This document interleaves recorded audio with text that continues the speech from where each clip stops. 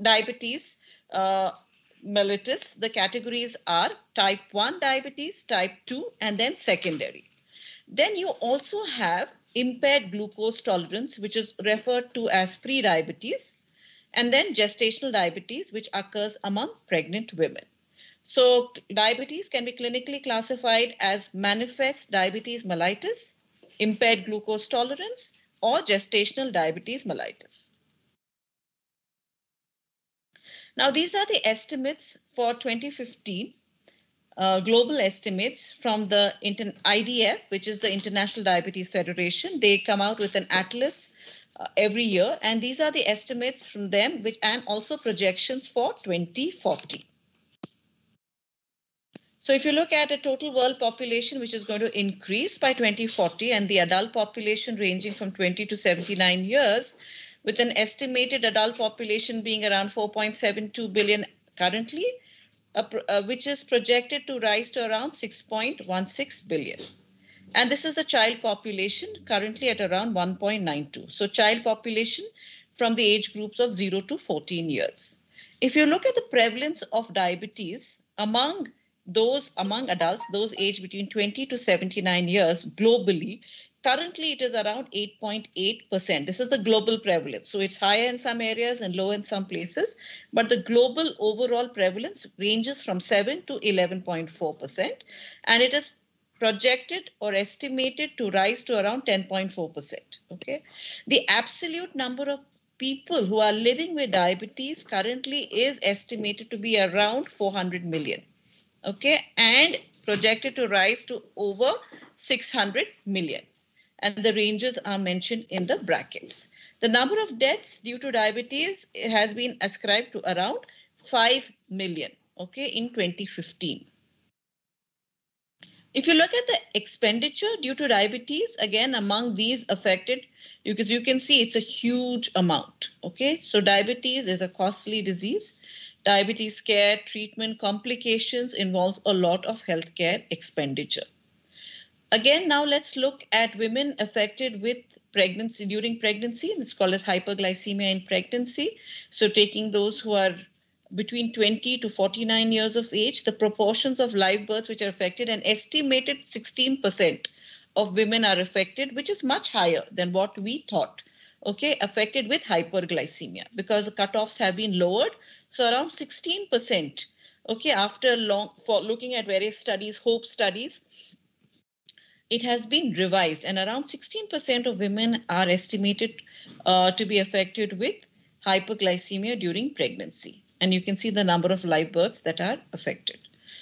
And looking at pre-diabetes, the global prevalence is around almost similar. Okay, so 6.7%. So there is, as you can see, 400 million around people affected, and almost similar. Okay, 300 million numbers who are in the pre-diabetes. So these are the pool of people who may progress to diabetes and increase the burden. And these are the people whom we can target, okay, because then we can reverse the disease process. This is the global data. As you can see, it is all colorful. When you looked at communicable diseases, you found that communicable disease occurred in certain places, but diabetes makes the whole world map very colorful. Okay, so there is no continent that is not affected with diabetes. It's just that there are some which are more and the others are less affected.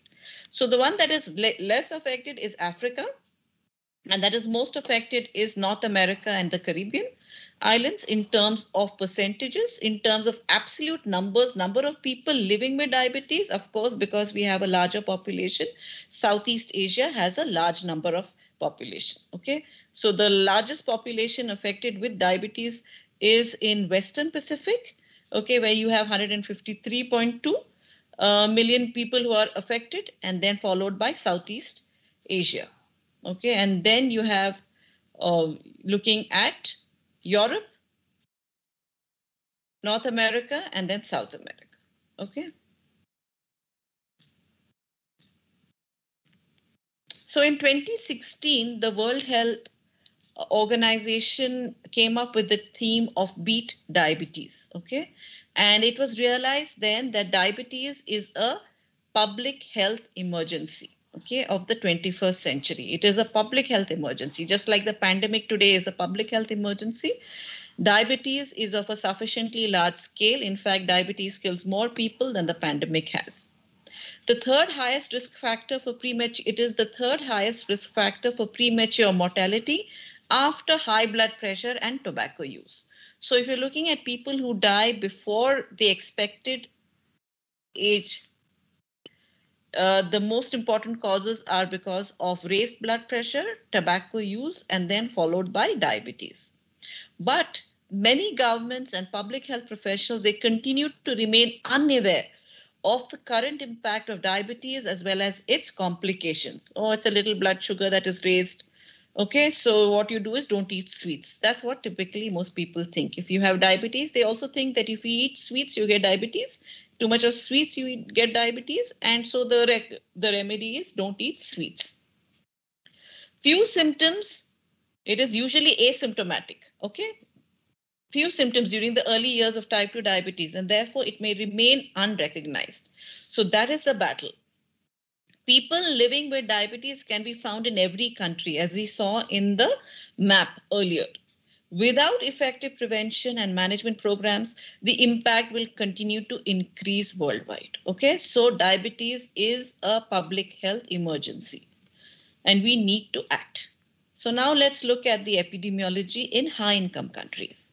So in high-income countries, around 87 to 91% of all people with diabetes are estimated to have type 2 diabetes.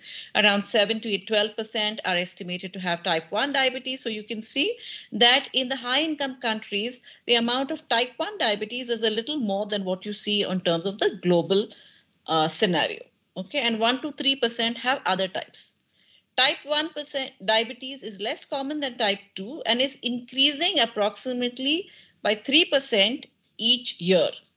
The majority of diabetes in children and adolescents is type 1 diabetes. Type 2 diabetes is a more common condition because of aging population, increasing urbanization, reduced physical activity, increased sugar consumption, and low fruit and vegetable intake.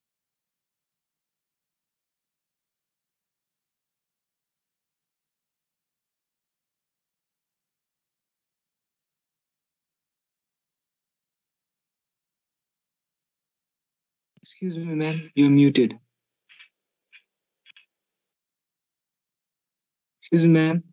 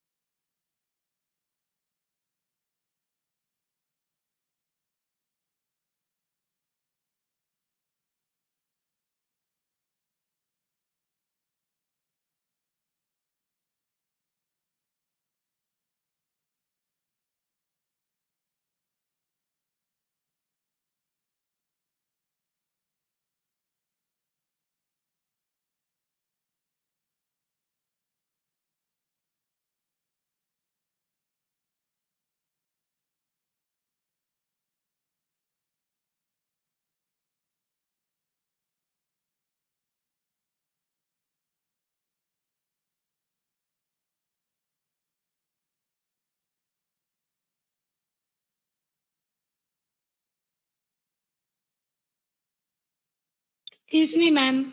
Ma'am.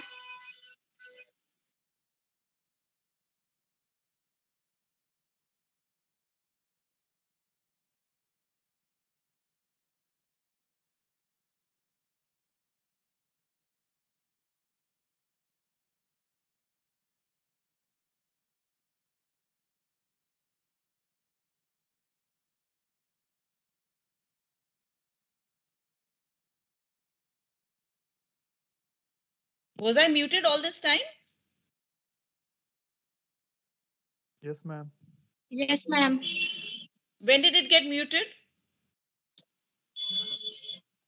Ma'am, from slide number 11. Slide number 11. Okay, thank you. All right. All right. So we are looking at diabetes epidemiology, and I will repeat it again here. Okay, so basically what we need to understand in high income countries that they have a little larger number of people with type 1 diabetes. Okay, though it is overall lesser. Okay, so type 1 diabetes is less common than type 2, but it is increasing approximately by 3% each year. So more children are getting affected by type 1.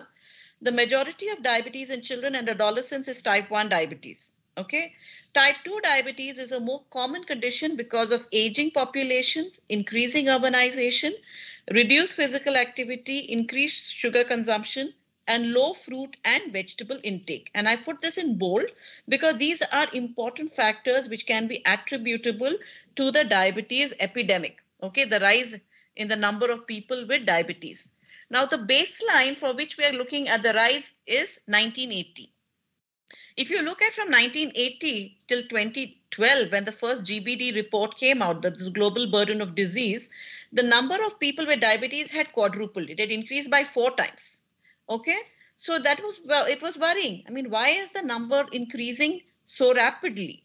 So the GBD says that 70% of the rise in number of people can be attributed to aging and slow growth. Okay, but 30% can be attributed to the growing number of overweight and obese persons. Okay, so because this is a modifiable factor, it is the overweight and obesity epidemic which is fueling the diabetes. Okay.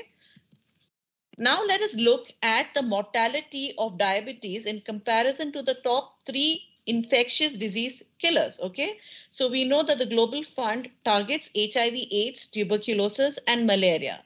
And globally, these are the 3 main infectious diseases which cause mortality. So look at the number of deaths, okay, which occur from HIV/AIDS, 1.5 million. Okay, this is baseline data is 2013. Okay, a similar number from tuberculosis and around 500,000 from malaria. And look at the number of deaths from diabetes, 5 million. So you can see that the complications associated with diabetes, and as we also know from the current pandemic, that there's an interaction. Persons with diabetes are more susceptible for tuberculosis, to infectious diseases. So when they contract tuberculosis or when they contract infectious diseases, they are the ones who are more likely to die. Okay, so we have this interaction which is occurring between diabetes and the infectious disease, and therefore the mortality which can be attributed to diabetes is both due to the infections that occur as well as the complications, the metabolic complications. Okay, and therefore mortality associated with diabetes is worrying, and that is what makes it a public health emergency. So in terms, we heard about, 8.88% projected to be around 10.4%. What does it translate? If you look in terms of numbers, simple for us to understand, currently around 1 in 11 persons globally has diabetes. By 2040, what will happen is 1 in 10 adults will have diabetes. Again, these are estimates, and you will see every year the projections are rising. It's because the obesity and can you see the person who is projected here colored blue is being shown to be obese. So because type 2 diabetes is the more common variety of diabetes, it is more likely that it's because of an obese person who will develop diabetes.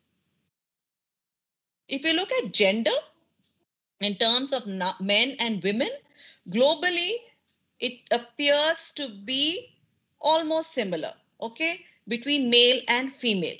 But there are variations between countries. Okay, in Southeast Asia, in India, in Nepal, more men seem to be affected than women. In urban areas, you'll find that it's women, obese women, who are more likely to have, while in rural areas, it's more men. So you find differences, but overall, globally, okay, it seems to be similar. Urban areas are overwhelmingly affected with diabetes, and therefore urbanization is considered to be a risk factor. It's because probably urbanization is associated with more sedentary lifestyle, with mechanization. We don't do too much of primary level occupation, farming, okay, or fishing. So, and also because we have, more automated lifestyles, and therefore diabetes is higher in urban areas, higher socioeconomic status, more disposable income, so many factors which contribute to higher rates of diabetes in urban areas.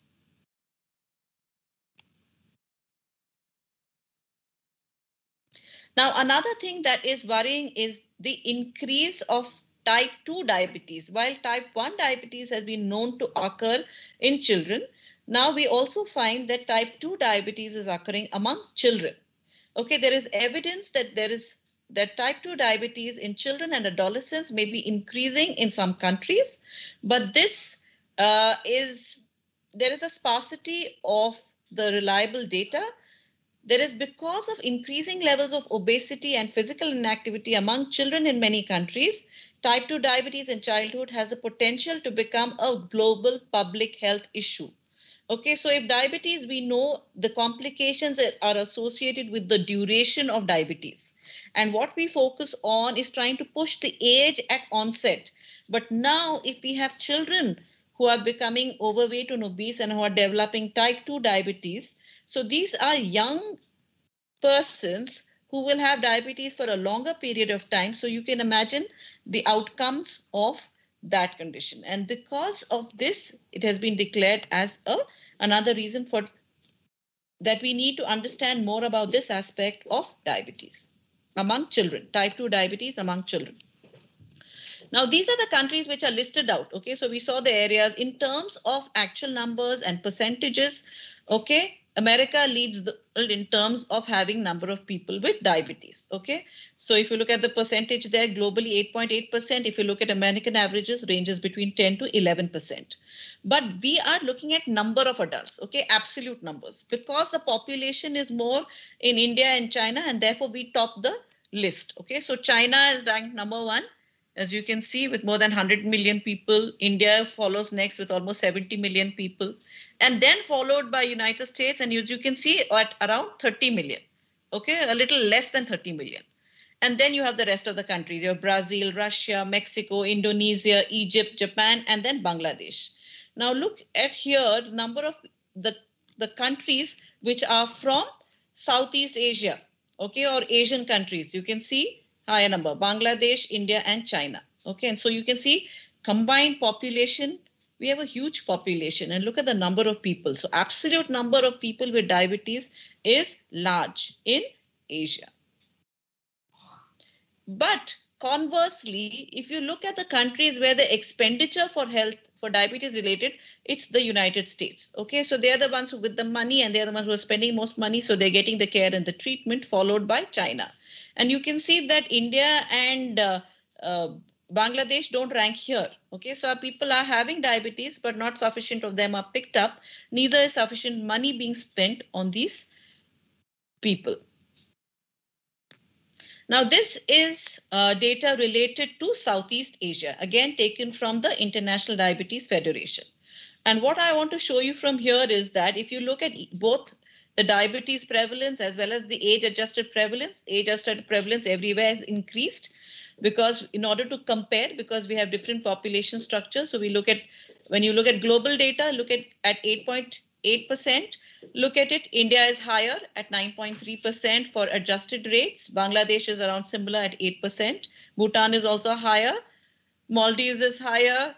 Mauritius is much higher. Nepal is low. Sri Lanka is around 8%. Nepal is around 3.2%. So in Southeast Asia, Nepal seems to have the lowest prevalence of diabetes. Now, is this because we have not picked up enough of people? Or is it because our people are sitting at home? That is something also that needs to be addressed. So what is it with diabetes and Asians? Now, if you go to the UK and the US, and South Asians are classified as high risk for diabetes. Okay, if you're from Southeast Asia, you're from South Asia, India, Pakistan, Bangladesh, Sri Lanka, Nepal, they'll say, you're high risk for diabetes. So what is this? Incidence and prevalence of type 2 diabetes seems to be high, both in the native populations as well as in the migrant population. Okay, so especially when compared to Caucasians, diabetes rates are higher among Asians. Okay, so what is this? Is there an innate biological susceptibility in South Asians? This is the question that has been asked. And there's been a lot of research that has been done in the UK as well as the US around South Asian ethnicity.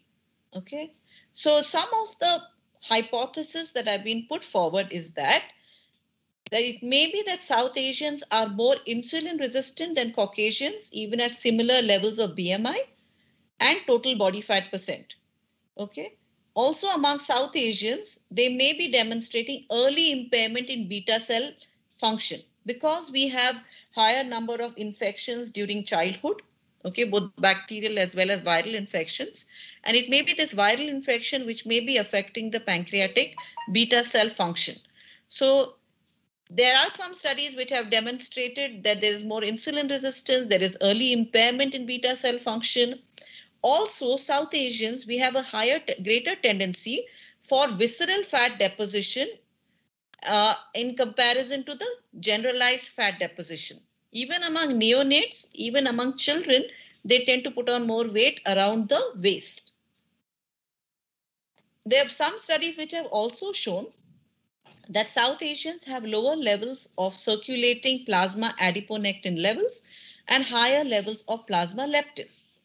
Okay, so this may be because of change in lifestyle due to migration. It may be because of physical inactivity. It may be because of a shift away from traditional dietary habits, because of consumption of more carbohydrates, saturated and trans fatty acids, and also lower amounts of dietary fiber. So we have moved. So when people move away from their traditional setting, whether it's rural to urban, or whether it is from one country to a higher income country, okay, we are abandoning our traditional habits, traditional occupations, and we are adopting diets, okay, of the countries that we go to. And maybe that may be the link because of higher rates of diabetes among South Asians. Okay, so I spent sufficient time in trying to demonstrate that there is enough evidence to suggest that South Asians may have an innate susceptibility to diabetes. Now let's look at some data from Nepal. Okay, so Nepal Diabetes Society has seen very low prevalence rate in rural areas, but in urban areas, especially the younger productive age group, look at that, 20 to 40 years, okay, 15%. Very high rates have been reported, okay, probably because these have been been done in urban areas, hospital-based studies, so high rates, 15%, okay, among those. So looking at people with diabetes, okay, if you look at those who are more than 40 years, 90. So as age increases, and even in the younger age group, there is higher rate. And what is more worrying is that half of them were not aware about their disease. When they came for some routine checkup, they were found to have diabetes. As you can see, a person, an average patient with diabetes, spends around 44,000 rupees in medication, blood tests, and occasional hospitalization. Okay. The annual burden in Nepal could be 10 billion due to diabetes and its complications. These are estimates. Okay. These are estimates from the annual report. And this is the prevalence of obesity, diabetes, as well as the metabolic syndrome. Okay, metabolic syndrome is where you have raised blood pressure, you have raised blood glucose levels also. So these are the recommended criteria by the World Health Organization for the diagnostic criteria for diabetes and as well as intermediate hyperglycemia. Okay, so the WHO likes to call pre-diabetes as intermediate hyperglycemia. So according to the WHO and the IDF agrees with these criteria. Why I am emphasizing on this is because you also have the ADA, American Diabetes Association criteria, which can be used sometimes. Okay, so we need to know what are the criteria. So according to the WHO IDF, diabetes should be diagnosed if one or more of the following criteria are met. So if the fasting plasma glucose is more than 126 milligrams per deciliter, okay? So the cutoff for diabetes is a fasting plasma glucose level of 126 milligrams. So if it is 126 or more, then it is called as diabetes. Now millimoles are used in the UK, so it is for them, for their reference. We use milligrams per deciliter. Or if you do a 2-hour plasma glucose level, and if the cutoff is more than 200 milligrams per deciliter or more, following a 75-gram OGTT, oral glucose tolerance test. So to diagnose diabetes, WHO recommends that you carry out a 75-gram oral glucose tolerance test. Okay. And then look at the fasting and look at the 2-hour plasma glucose. If the fasting is 126 or more, or if the 2-hour plasma glucose level is 200 milligrams or more, it can be either. So one or more. Sometimes you have only one raised, or sometimes you have both raised. So if you have both raised, then it is definitely diabetes. Even if one is raised, it is diabetes. Okay, so following OGTT. So you need OGTT for diagnosis. Okay, not a random. You cannot make a diagnosis on random unless person is symptomatic and random is more than 200, but you have to then do a confirmatory test as well. So that is diabetes. Impaired glucose tolerance should be diagnosed if both of the following criteria are met, and therefore you have to do an OGTT. Okay, because you need both fasting as well as 2-hour plasma glucose. So again, fasting, if the fasting plasma glucose level is less than 126, so it is not diabetes, but your 2-hour plasma glucose is between 140 to 200 milligrams per deciliter. Okay, so if the fasting is normal, it is less than 126, but your 2-hour plasma glucose level is between 140 to 200 milligrams, then we called it as impaired glucose tolerance. Then after an OGTT, if the 2-hour plasma glucose level is normal, that is less than 140, but your fasting plasma glucose is more than 110. It's more than 110. It's 110, but less than 126. Okay, so the cutoff for impaired fasting glucose is 110. So let's look at the cutoffs that we have. For diabetes, fasting is 126 is the cutoff. For 2-hour plasma glucose, the cutoff is 200 milligrams per deciliter. For impaired glucose tolerance, the fasting plasma glucose is less than 126. Okay, but the 2-hour plasma is glucose levels are between 140 to 200. And impaired fasting glucose, if your fasting is impaired between 110 to 125, but the 2-hour plasma glucose is less than 140.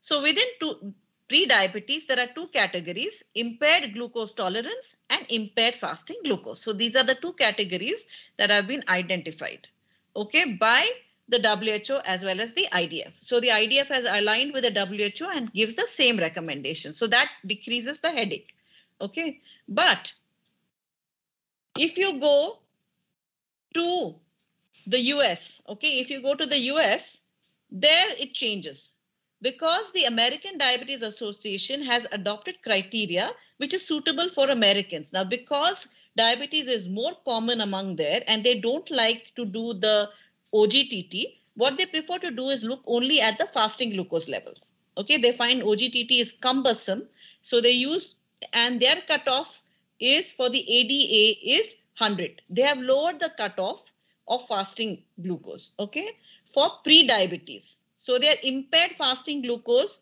if it is 100 or more, they call it as impaired fasting glucose, but diabetes remains the same at 126 for fasting and 200 for the 2-hour postprandial. Okay. So now what has happened is, in addition to OGTT, both the ADA as well as the WHO, they have accepted glycated hemoglobin as a diagnostic test. Now that has been something that has been a landmark, okay. Till now, glycated hemoglobin was used only to monitor, okay, not used as a diagnostic test, okay. But recently, both of these organizations have accepted glycated hemoglobin as a diagnostic test. So now for diabetes diagnosis, we have 4 options. Okay, you have a fasting plasma glucose, okay, as more than or equal to 126 milligrams per deciliter. You have 2-hour post plasma glucose levels of more than or equal to 200 milligram per deciliter.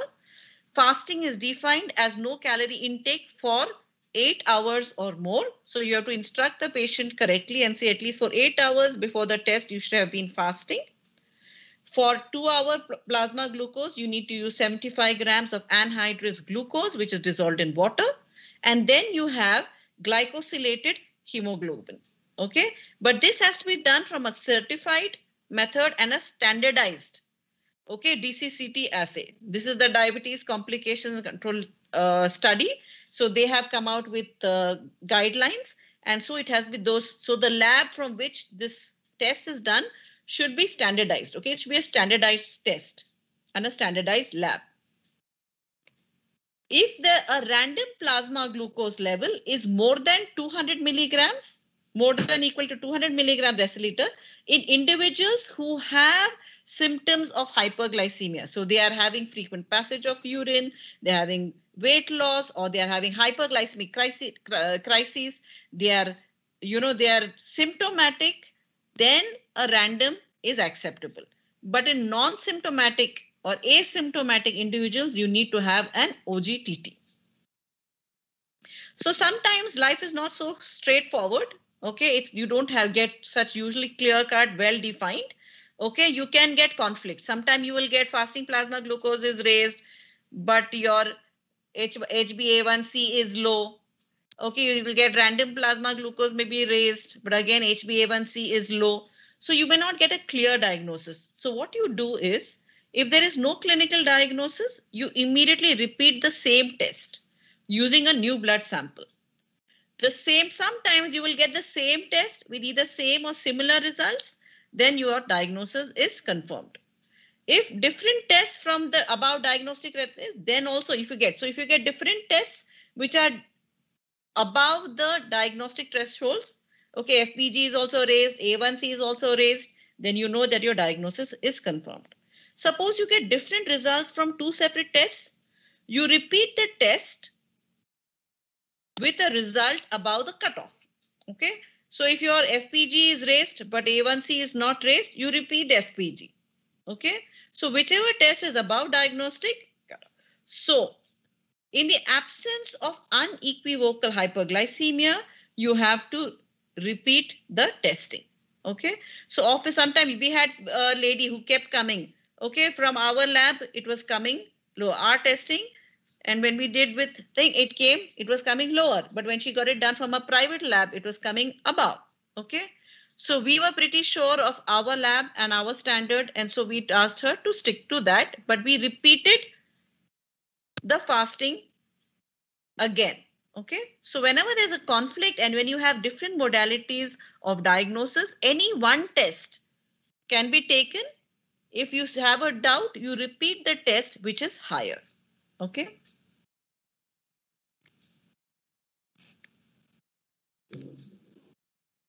So what we saw first was initially the clinical classification. Now let's look at the etiological classification. This is the WHO etiological classification of diabetes, which was put up in 1997. Okay, so type 1 diabetes, it can be either immune mediated or idiopathic in nature. And this is usually due to beta cell destruction, leading to absolute insulin deficiency. Then you have type 2 diabetes, because of beta cell dysfunction with insulin resistance, which leads to relative deficiency of insulin. Then you have other specific types. You have maturity onset diabetes, you have of the young, okay, MODY. This is usually due to genetic defects in beta cell function, usually because of HNF or glucokinase. It can be because of genetic defects in insulin action. It can be because of Rabson-Mendenhall syndrome. It can be due to pancreatic disease like cystic fibrosis, pancreatitis. It can be because of endocrinopathies, because of Cushing's syndrome, because of a tumor, okay, pheochromocytoma. It can be because of drugs. It can be because of chemicals. It can be because of viral infections. And then you can have because of gestational diabetes. Okay. Now, the unique thing about if you look at any disease, now why is the change in terminology? Okay. Why did they change type 1 diabetes? It used to be called insulin dependent. They made it type 1. Non-insulin diabetes became type 2. Because what we realize is that though they may be type 2 diabetes, many people may require insulin later on in life. And therefore, they said there is no point of classifying diabetes based on the way we treat it. Okay, rather let's identify the cause. And therefore, it has been changed to the change in the terminology has been to type 1 and type 2 diabetes and then gestational diabetes mellitus. Now, the main reason, let's look at the pathogenesis of type 2 diabetes. So the triumvirate, the three important reasons is because of impaired insulin secretion, because of increased hepatic glucose production, or because of decreased glucose uptake. All of this leads to hyperglycemia. Okay, so the triumvirate, okay, the three important causes are because related to the pancreas, to the liver, and to the end organ of insulin uptake and glucose uptake. You have the insulin receptors on the muscle. Okay, so it's related. So these three are the ones which play the most important role in the pathogenesis of type 2 diabetes. So if we look at in terms at the epidemiology in terms of agent factors, we can look at it as secretion or action of insulin. So there's either an absolute or partial deficiency of insulin, either because of pancreatic disorders, destruction of beta cell, defect in the formation of insulin, decreased insulin insensitivity, a genetic defect, or because of autoimmunity, where you have the body producing autoantibodies to the islet cells of the pancreas. This is something that you already know, but we will look at it because this helps us to understand the effects of insulin decrease, as well as this looks at how the glucose metabolism is regulated in the body. So homeostasis, normal blood glucose levels are usually maintained very tightly within the body and maintained at less than 110 milligrams per deciliter. Okay, so the usual stimulus is whenever we eat food, the blood glucose level increases, which causes the beta cells in the pancreas to release insulin into the blood. And that insulin will go and act on the liver, where the liver converts glucose to glycogen, fats, and proteins. And then it also acts on the muscles and other cells that use glucose as an energy source or convert it to glycogen. So what this leads to is a lowering of the blood glucose levels, and which leads to a decrease in the insulin that is produced. Okay, so therefore it maintains the balance, because whenever the blood glucose increases, insulin is released, and after the effect of insulin, the blood glucose levels will drop. Now, when the blood glucose levels drop further, that happens whenever the cells are using either your store, which is glucose, which is stored in between. What will happen is that when the blood glucose levels drop, the pancreatic alpha cells, they will release glucagon into the blood, which will act on the liver and convert the glycogen to glucose. And therefore, that will release, because of the release of glucose, the blood glucose level comes to normal. Okay, so this is how the body regulates the blood glucose levels. Now, what happens in diabetes is because of the reduced secretion of insulin and because of the reduced target cell sensitivity, you have decreased insulin effects. What decreased insulin effect results in is that there is hyperglycemia. So in the blood, you have high levels of glucose, but conversely, there is less availability of glucose to the cells. Now, because of hypoglycemia, glucose will spill into the urine, and it will occur. What will happen is that which is called as glycosuria. Now, the minute glucose comes into the urine, water will follow it by osmosis, and you get polyuria. And because they're passing urine very frequently, they also feel very thirsty, and so that is called as polydipsia. So polyuria and polydipsia, these are the osmotic symptoms of diabetes because of hyperglycemia. Because of hyperglycemia, because of increased glucose in the tissue fluids, there is increased risk of infection to the individual. Because of decreased availability of glucose to the cells, the neurons are deprived of energy, and therefore persons with diabetes feel tired. Okay, so they feel tired after doing work and they need to sleep and rest. It's because the neurons are deprived of energy. Because of the decreased availability of glucose, what the cells do is it shifts to a fat metabolism. And minute there is a shift to fat metabolism, you have production of ketone bodies. When there is excess production of ketone bodies, it can lead to ketoacidosis. Okay, so there is metabolic acidosis which occurs because of ketoacidosis, which can be fatal and lead to coma. Okay, because there is a shift to fat metabolism, because the body is using fat, because it's not getting carbohydrate, and therefore the person loses weight. Okay, so you can understand all the signs and symptoms of diabetes from here. Okay, so because of the shift to fat metabolism, you also get hyperlipidemia. Okay, so the lipid, it becomes, the plasma becomes thick, it becomes viscous because there's excess lipid, because there's breakdown of fat. And this can be the reason for cardiovascular disease. Okay, it can cause heart disease, ulcers, gangrene, kidney damage, retinopathy, and also lead to gallstones. Okay, so we can see here a nice gamut of what are the effects of decreased insulin on the body and the person. And we also see what are the outcome and what can be the complications really if we do not intervene in the disease process, what can happen within the body. So now let's look at the host factors. So we have seen the agent factors, we've looked at the pathogenesis of diabetes. Now, what are the host factors which are important? Age and gender, please remember, will always be one of the most important factors in any disease. So as with diabetes, as with other non-communicable disease, prevalence rises with age. Your malnutrition related diabetes is usually seen in younger persons. Pregnancy or gestational diabetes is seen in younger persons. Type 1 diabetes is seen in children and adolescents. Gender, globally equal male to female ratio, but in Southeast Asia, males are seen to be more affected than females. Then we also have a genetic component, okay, for diabetes.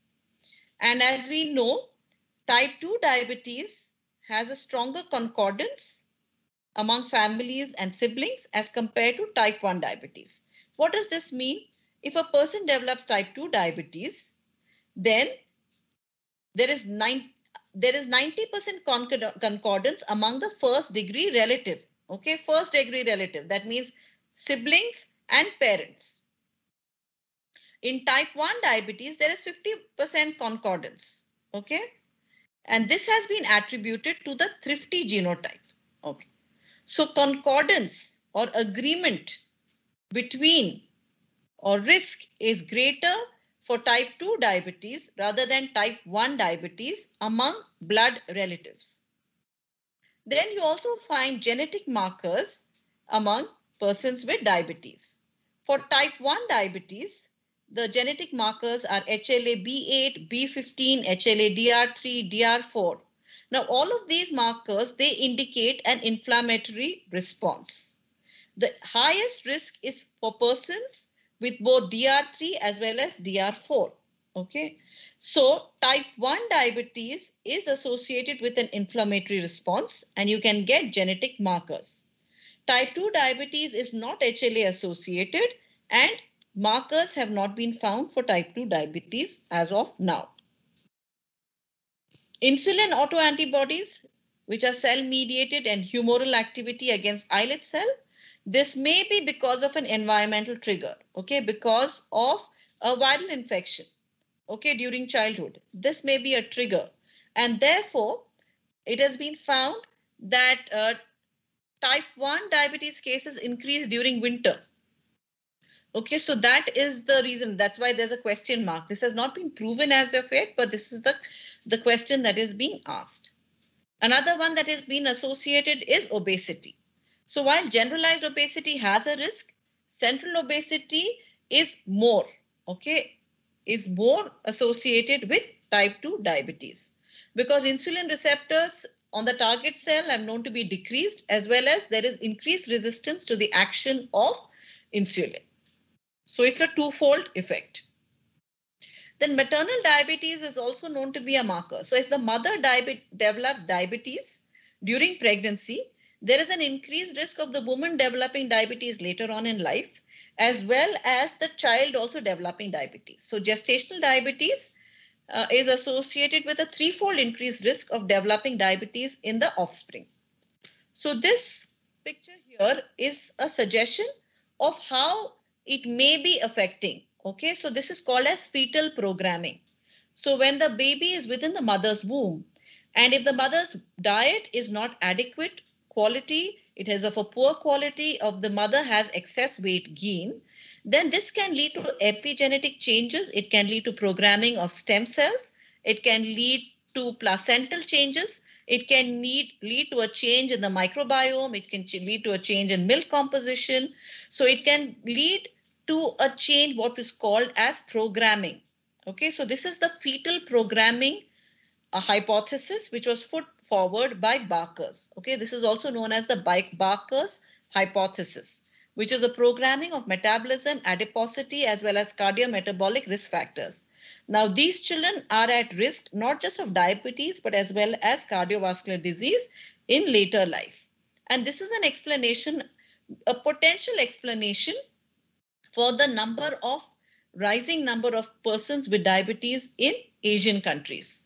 It may be because of the poor diet consumed by mothers during pregnancy, or because of excess weight gain during pregnancy.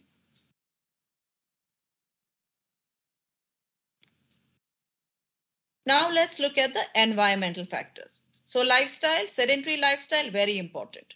Okay. Sedentary lifestyle has been found that it can change the interaction between insulin and receptors. So when people are physically more active, you find that there are more insulin receptors. Okay. There are more insulin receptors. If you consume diet which is high in fat, it is associated with impaired glucose tolerance, raised fasting glucose and insulin levels. So therefore, if you find on certain oils, they will write it reduces the risk of diabetes, diabetes care and protective. This is the basis, okay, that oils which contain polyunsaturated fatty acids as well as monounsaturated fatty acids may be associated with reduced risk of diabetes. Okay, and therefore you'll find that Saffola and all of them are advertising themselves as diabetes care. This is the rationale. Okay, so when you can because when you take PUFA and MUFA, it will replace your saturated high, therefore you may have. Also dietary fiber, it can have a protective effect, but at least the recommended 20 grams. Okay, of fiber is recommended to be taken in the diet. Malnutrition during infancy and childhood may damage beta cell function, another possible theory for increased diabetes among South Asians. Alcohol is known to damage pancreas as well as liver, and also because alcohol only contains calories, it does not have any fat or protein, it can contribute to obesity. Viral infections like rubella, mumps, human Coxsackie virus, they can trigger beta cell destruction among susceptible. It is known, okay, viral infections, even in the current COVID, okay, blood glucose levels are rising. In fact, persons who have severe are already on, are advised, it's on the recommendation guideline to give them insulin. Chemical agents, alloxan, this is a rodenticide. This is known to damage the pancreas. Okay. Stress, trauma, surgery, all of this stress can unmask diabetes. Social factors, income, occupation, urbanization, all of these can affect. And we are seeing a double impact. People in lower socioeconomic strata because of poor diet are being affected, and people in the higher socioeconomic strata because of increased calorie consumption, central obesity are affected. So both high as well as low socioeconomic status are also affected. In some countries, you will find that as socioeconomic status increases, diabetes increases. In some countries, we are finding that it's higher among the lower. So you're getting both impact, okay, on both the sides. So there may be different factors which are operating in the two different classes. So today, I think I will stop here. We've learned a lot about diabetes. So I will stop my class on diabetes here and I will continue in the next class, okay, with diabetes. Does anyone have any questions? And I'll